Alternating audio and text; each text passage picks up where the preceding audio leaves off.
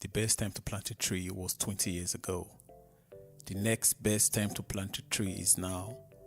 On this episode of Ask the Pros, we talked a little giving, empathy, rejection, religion, social work, and we did good.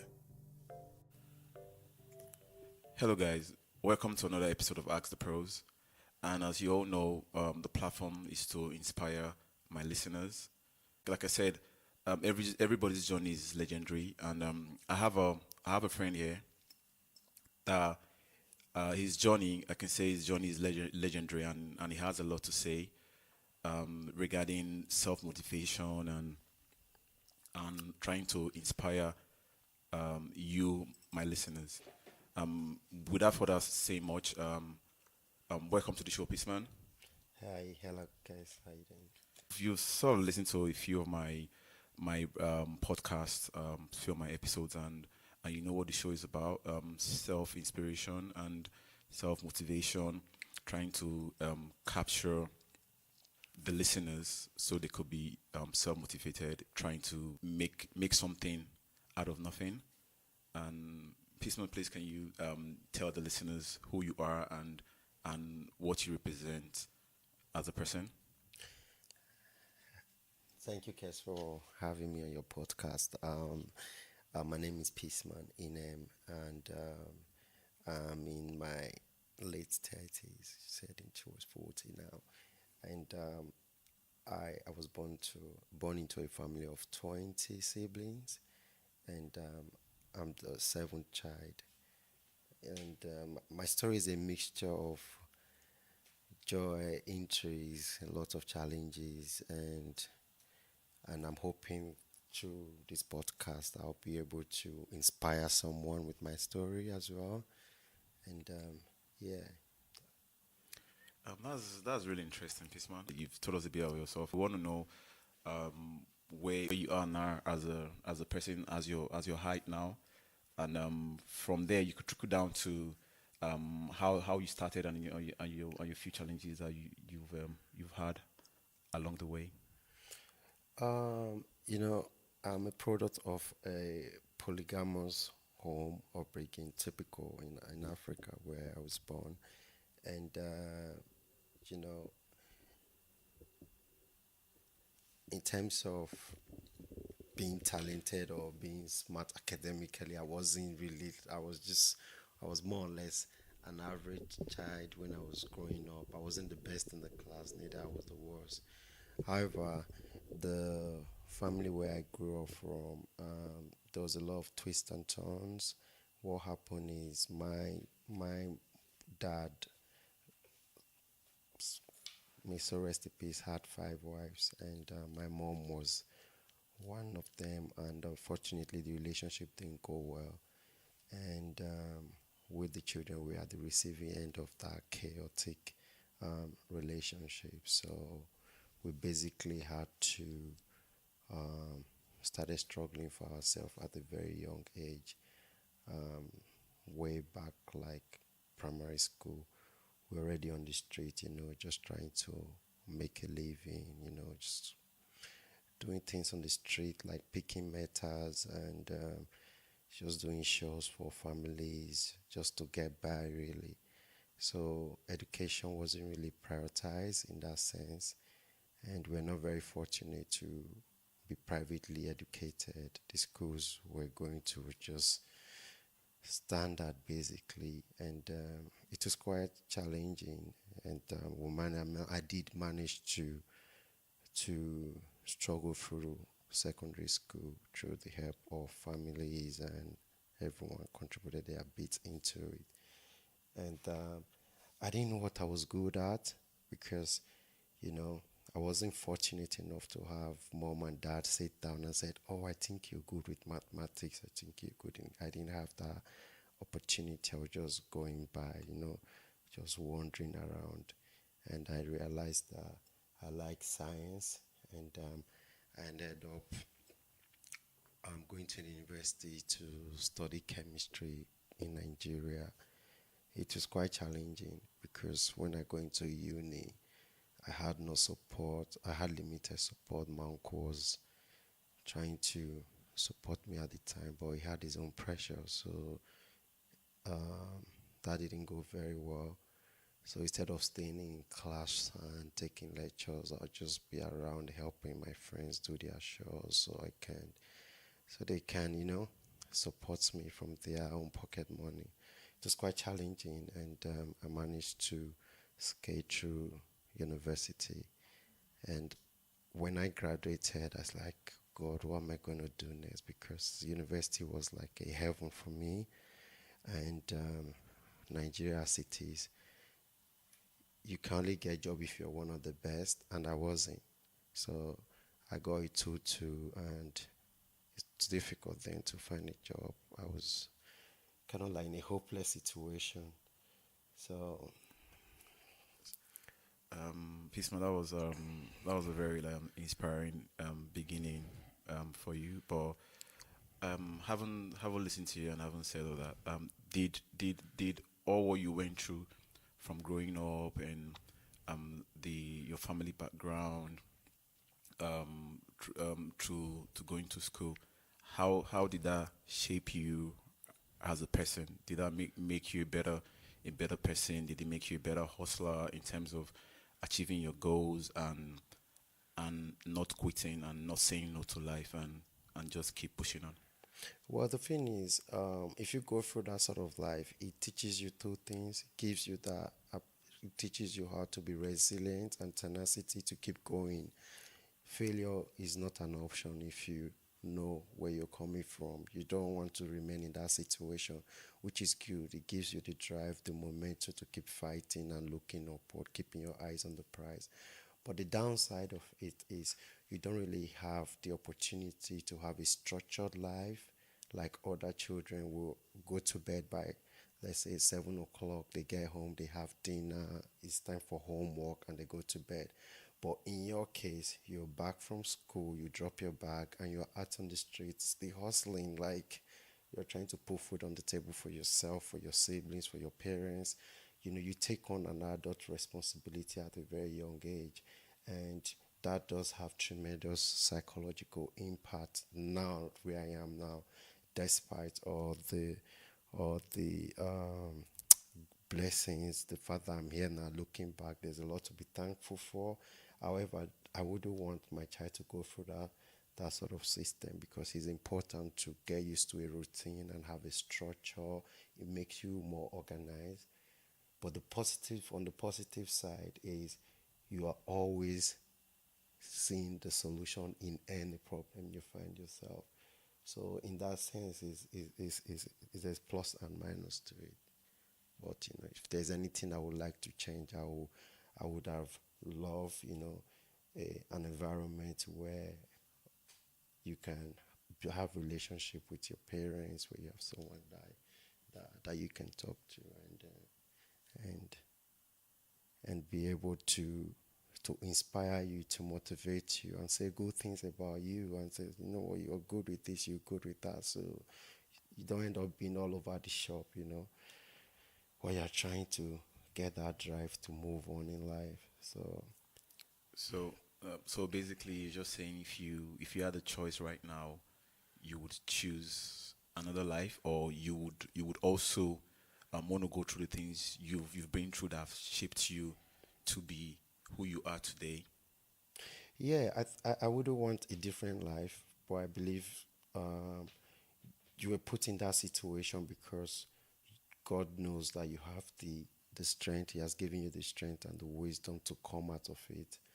However, having said that, what I'm trying to emphasize is, as a child, you need a routine. You need a routine in the sense that there's time for, you wake up in the morning, you have your breakfast, you go to school, you come back, you have your lunch, clearly to be do your homework. You see, these are all processes.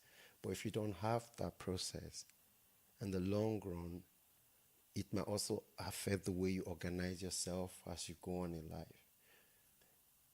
Having said that, looking back, I still feel grateful for the life I've lived, because I've come out of that situation.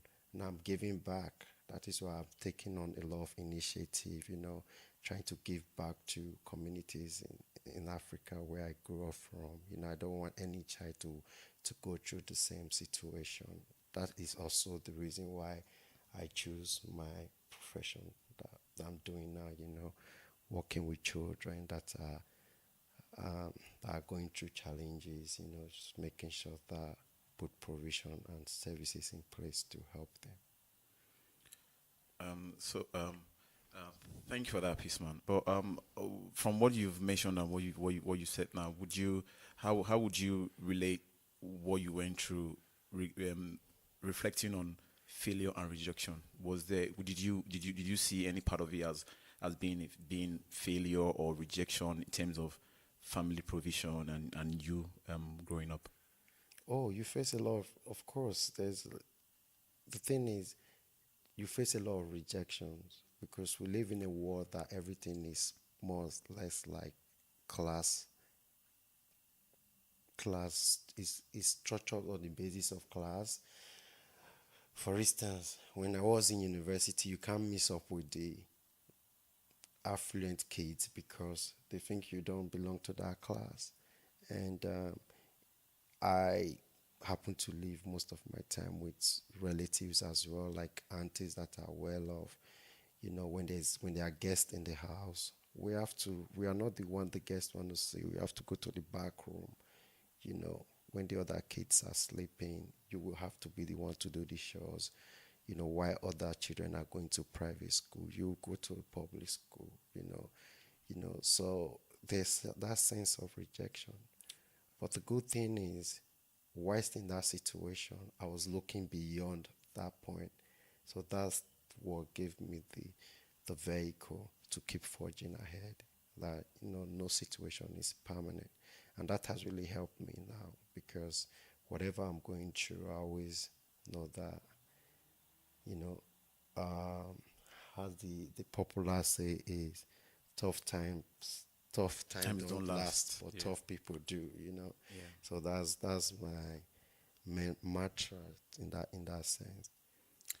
Going back to giving back to society because you mentioned something about giving back. Yeah. So how have you come about that initiative and the things you've put in place to facilitate that process back home? Because um, if to make people understand how it is back home, if you're not on ground, if you're not in that environment, it's difficult to make things work, and probably there has been probably some few challenges trying to run that process. So your whole idea of giving back to your environment where you came from can be achieved by you. So what are the things you've put in place in order to achieve that goal of giving back? Well, I'm a strong believer of charitable cause is best when it's kept anonymous. However, you've put me on the spot now. I welcome your thoughts around, for me to explain what I've done, in terms of giving back. Well, some people think for you to be able to give back to the society, you need to be like some Bill Gates or some Richard Branson kind of person. No, it doesn't necessarily mean that. For me personally, I don't go to church. I don't pay tithes to church, but I always make sure every month I don't take all my salary and spend it on my own problem. I always make sure that part of it goes to someone else's problem, and that's my way of giving back. So I have widows that I do give money to on a regular basis to support them so they can, empower them so that they be able to meet the needs of their children. And also, I've done different jobs, but I decided to quit my IT job and go into social work because it will give me the opportunity to give back as well in my own job because the job gives me a sense of purpose. Working with children that are facing challenges similar to what I went through, to be able to work with families and make provision for those children to have a better future. So in that sense, that's my own way of giving back. Yeah, that's very good, Peaceman, and I think I stand with you two on this because I strongly believe that in the society where we live today, you have to be of service to people, and being of service, offering services creates a lot of opportunities for you because the universe will definitely reward you when you be of service to people. Yeah, That's good. And you've mentioned that you left your IT job mm, to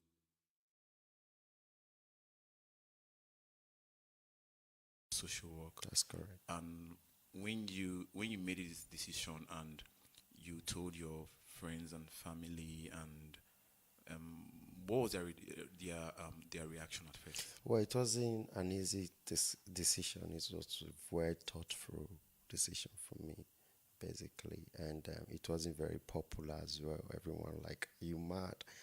You're gonna go into social work, something that is less than what you're doing. And when I was looking at the salary scale, I was gonna drop more than 10 grand to go into social work, and I just said no. We only have one life to live, isn't it? And you have to do what you enjoy and what give you that sense of purpose. You're It's absolutely not right. about. It's not always It's not always about the money. I just feel like everything that revolve around you need to give you a sense of fulfillment, and that's where social work matches my values. Being able to speak out for those in our society who hasn't got, just to be the speaker for those who haven't got a voice, and advocate the interest of children and vulnerable families. That has been a key drive for me. And so I just decided that now I'm going to go back to university and do another program in social work. Why it was quite challenging because I have to, leave my job and go back to uni for 2 years without working. So it wasn't an easy decision. But today, looking back, I've learned a lot, not just for the job I'm doing. It has given me a platform to also understand myself and my upbringing as well, because social work is very much a value-based profession that gives you time to reflect on your perception on how things, how reality are different and constructed. That was quite touching, piece, man. When you relate your transition from being an IT professional, starting having to start social work all over again, and I understand how that process is because you basically going back to the classroom. So my question is, would you qualify that as being successful? Like when you talk about success and achievement and trying to make meaningful beginnings in your life, well, how would you um, explain that transition? Was it a successful one? Would you be proud to tell yourself that you actually achieved your goal making that transition? Well, the thing is, you first personally have to take ownership of your own dream and goals, and make your own decision, but seek advice from people, if possible, wherever you can get advice from. When we talk about advice, we're always like, oh, who is that person I can talk to? But thank God for internet today. You can just go there, whatever you want, feed yourself with a lot of good information, before you make your decisions. So at least when you get there, you own that decision and you can drive it. It wasn't an easy transition for me, don't get it wrong, because when I first started my social work program at Bradford University, I remember my first three modules, I failed all of them.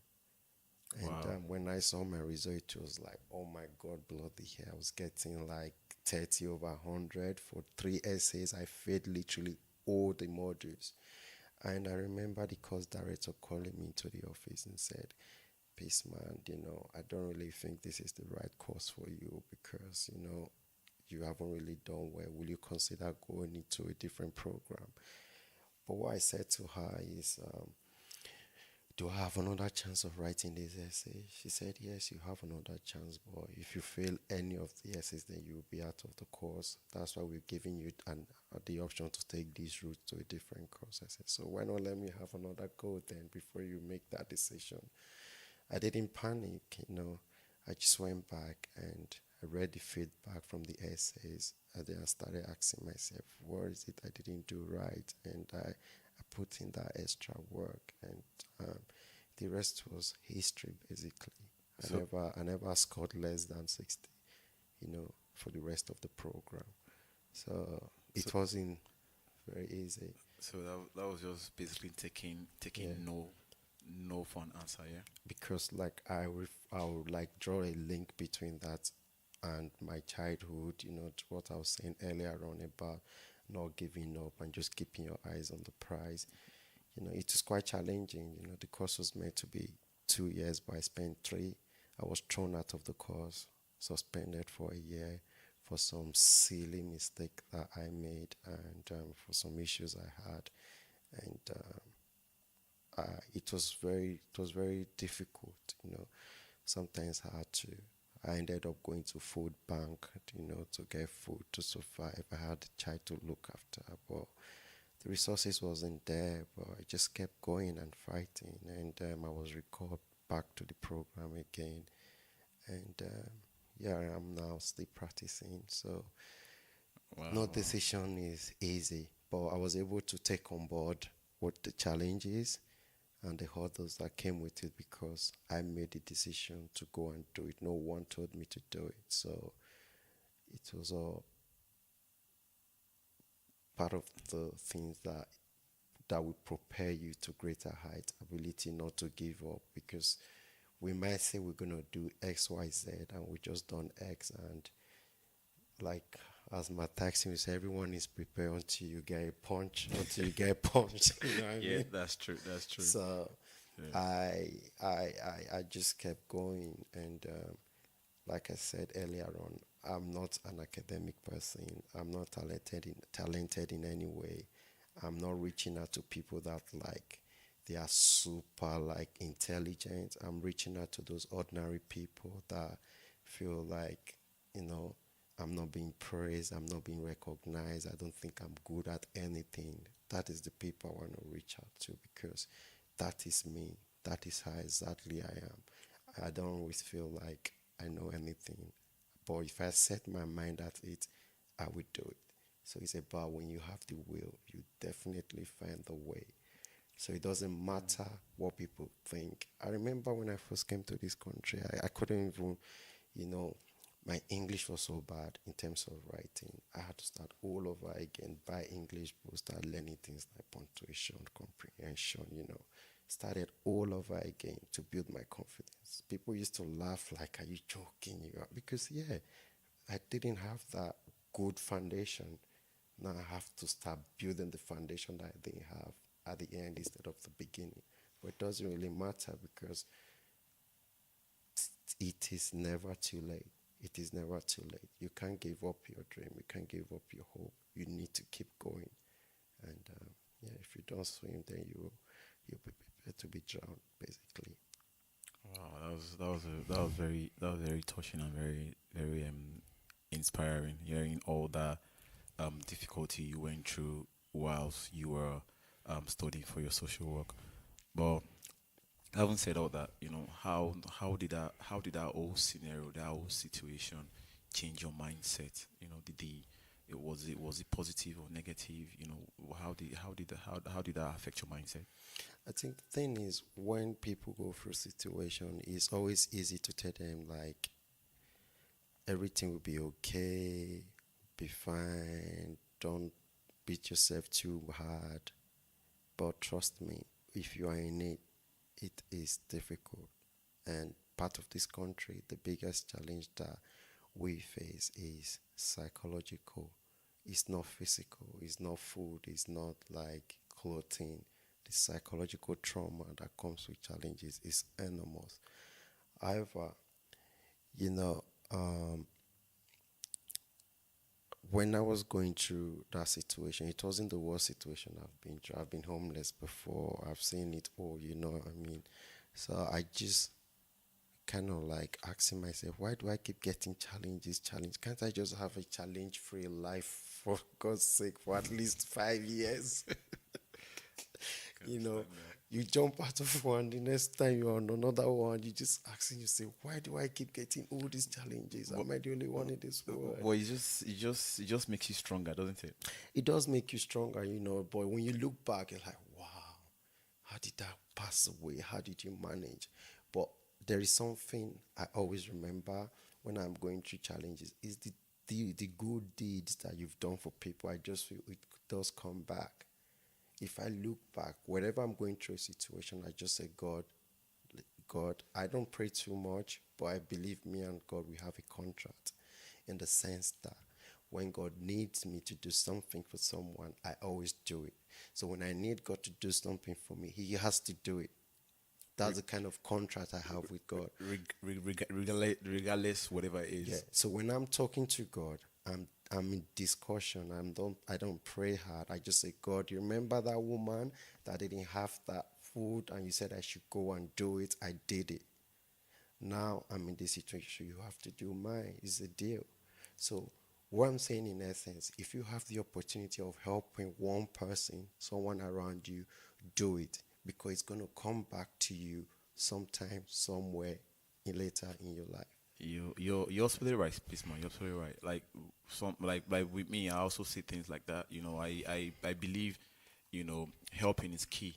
Even if you don't have, I think the little you have, you could actually give out of that, and I believe the universe would bring that back to you. All of you said now, I think it also relates to self love. You know, what would you say about that self love in terms of you loving yourself? Because if you don't love yourself, you can't actually progress in certain things. Yeah, exactly. You're absolutely right, Kes. Because for me, there was a time basically I was looking for a job. I went to, I can't even count. When I first finished my degree at Warwick University, I read project management there, masters. When I first finished, the first 6 months was a big challenge. I couldn't get a job. I went to over 20 interviews. I made it a point of duty to apply for at least 100 jobs per day. So I was literally like counting it 100. I was on all the job sites, JobServe, CW job, any job that comes up, I throw my CV on it. But the jobs weren't forthcoming. But I then told myself, you know what? The feedback I'm getting from the field interviews, they're all similar. They were all telling me the same thing. So I had to buy books around interviews and I read it and I got prepared and I became an interview machine. So basically, So what were the interviews telling you? What were the things they were highlighting? yeah, because a lot of people kind of like think that you need to have like wonderful CV. It was a catch-22 situation. If you don't have enough experience, they won't take you for the job. If you don't have the job, you won't get the experience. So it That's was right. a catch-22. So you really need to like put yourself in that situation that I can do this job. I've done something similar. It's about transferable skills. You know, you really need to be able to sell yourself very quickly.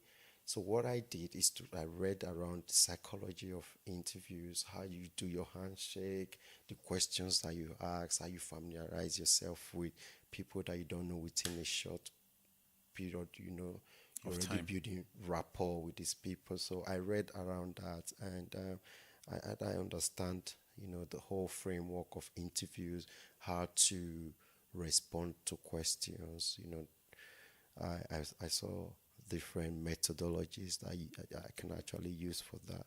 So basically, when I then took on board all that feedback, work on them, when I go for interviews, now comes to your question of self-love. Because I'm so prepared and I also believe God that God is going to, you know, author this job for me. I always go with the mind that this job is mine. you guys are just wasting time. The other interviews, you're wasting time. This is my job. I go in with that sort of confidence, and they can see through that. They can see through that because I just go and say, this is my job. And sometimes I remember one job interview I went for. I was waiting for feedback, but instead of me to be waiting for feedback, I was already checking the train times when I'll be leaving home and going to work. And I haven't even got the feedback yet if I got the job. Wow. I've already started preparing my journey. That is the fate at work. And everything I planned out, the train time, that job, I got it, and everything Everything came to pass. came to pass. So I, I, I, I like, there's a lot of um, social construction around religion. We all call God now, some refer to it, like you said, Kes, you refer to universe, but I still call it God. I know there've been a lot of misconception around religion, which is quite challenging because religion is facing a lot of contemporary issues these days, which make it more difficult. Like, where do I really stand in terms of your faith? However, I still believe there is God, and God, Yeah, I believe. yeah, I also believe there is God, but I'm more of an opinion that, God is the universe. Universe is God. So it just about your perspective, yeah, the way you say it, and haven't said that, growing up from Nigeria, it was always of question of, oh, are you going to church on Sunday? Are you going to church on Sunday? Have you been to church? It was always around that. But when I started growing up and, started knowing things and yeah, learning things around me, and trying and start getting more educated, yeah, for me, and I started seeing religion as a tool used by certain people, to kind of like hurt other people. But that is not my place to judge, But I can just say for myself, my own personal opinion that, I know there's God somewhere, but in certain situations, yeah. I rather just use the universe, which kind of like covers everything, Hmm. So that's good. That's No, you're correct because we are all our own reality, isn't it? Because reality is a social construction. The way you see your reality is different from the way I see mine. And religion, the way we practice it, is also very subjective. People practice it in different ways, and it's really hard to question things these days because you'll be perceived as being rebellious, and which of course Jesus Christ too was accused of. For he was accused of blasphemy, isn't it, in the Bible? And if you look at the practice in general, I believe God needs to reflect through us. God is the way we talk to our neighbors, the way we deal with people in a situation. That is God. Being godly is different from being religious. You're absolutely right. There are two separate issues there, and I believe God does work because I've been through so much, and just looking back, people always go like, "Really, you are lucky." People always equate it down to luck, but I don't believe it's luck. I so believe that God throws challenges at you as well. Even Jesus Christ was challenged and he wept. You're absolutely right. He You're absolutely wanted right. the challenges to go away, but God didn't let it happen. So God throws challenges at you so that you can, build you up. It's part of maturity. And, now we're talking about myself, putting my life on this podcast, not because I am the most successful or I have, my bank account is not overdrawn or something like that. But I think it's about legacy and message because I do believe that this message is going to touch someone out there. Someone is going to listen to this message and say, you know what? It's not about the balance. You are a great person. No matter where you think you are, you have a purpose and you're fulfilling it. It doesn't matter the situation. When it's dark in Africa, when the sky is dark, that means it's about to rain. So when it's dark for you, know that the rain is going to bring good fortune into your ways, basically. Yeah, you're absolutely right, Peaceman. You're absolutely right. And reflecting on your issue about message, giving out a message out there. In terms of your career as a social worker and social work entirely, what is the message what you want my listeners to get out of this?